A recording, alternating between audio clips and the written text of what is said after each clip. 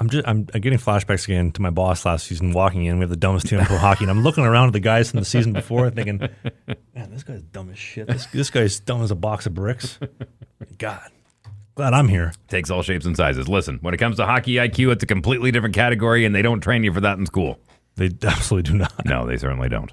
Man, you ever remember doing anything like that during your hockey days? What's that? Like a math test or any crazy stuff like that? Well, like initiations or season opening stuff like that? A lot of my buddies that ended up going through the university route, some of them had a higher, what's the best way to put this? Some teams cared about the scholastic journey, other teams did not. Some teams gave you the opportunity to just float your entire 4 years and get your degree. Other teams are like, no, you're going to work for this. We are student athletes and we take that very seriously here. Other schools, not so much.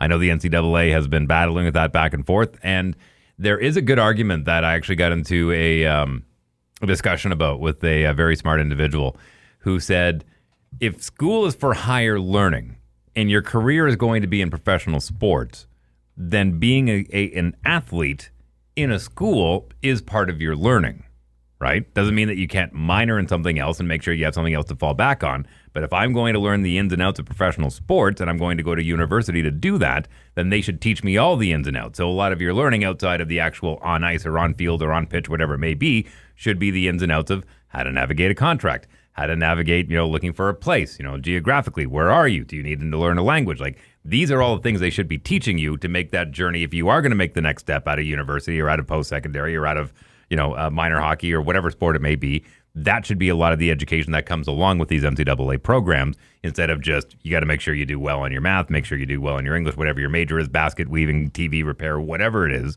It should be more, they should get more credit for learning what industry they're about to go into.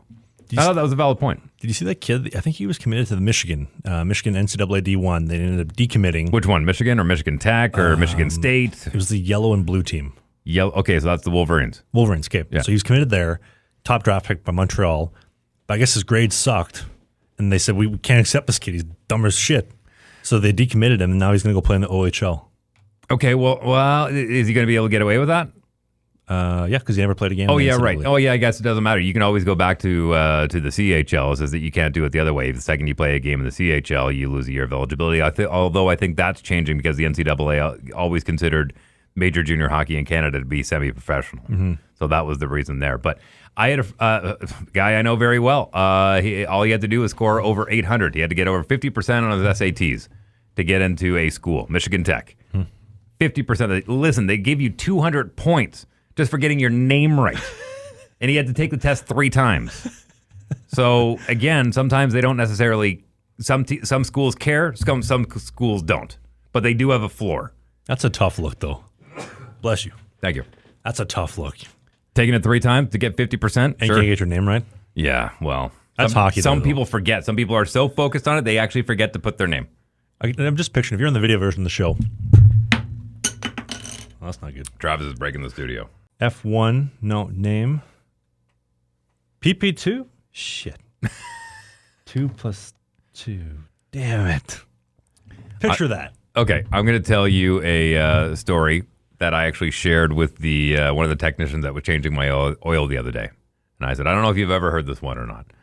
I said, but this is a urban legend. I don't have direct access to whether the story is legit or not, but from what I understand, it's true. Yep. A person comes into a oil repair shop and says, hey, I lost my 710 cap. Do you guys have another 710 cap? Had these guys baffled. 710 cap. They said, this vehicle, the one that you pulled in, yep, I'm missing my 710 cap. So they're going through the catalog. They're like, 710 cap, they pop in the hood, 710 cap. And they said, show me where this cap is missing. And she said, right there. And if you think, 710 upside down spells oil. Is she blonde? Is she single? How did you think? How did you know it was a she? I just assumed. I saw this TikTok the other day that was like, when a mechanic sees a woman come in by herself to get an oil change, the things you don't want to hear as a woman is, so who worked on this last? Oh, this isn't very good. Do you see this color? Yeah, she has no idea what they're doing. When was the last time the brake pads were checked? Hey, if you enjoyed this video, hit the subscribe button, We do a new podcast every single Sunday during the season called Sling the Biscuit. It is a non-mainstream hockey podcast, so we talk about my hockey career, the minor pros, Spain, the Fed, you name it, all the stuff that you won't hear in the mainstream news. Music, Pop culture. politics, a little bit. Thanks for watching this video, and we'll see you soon.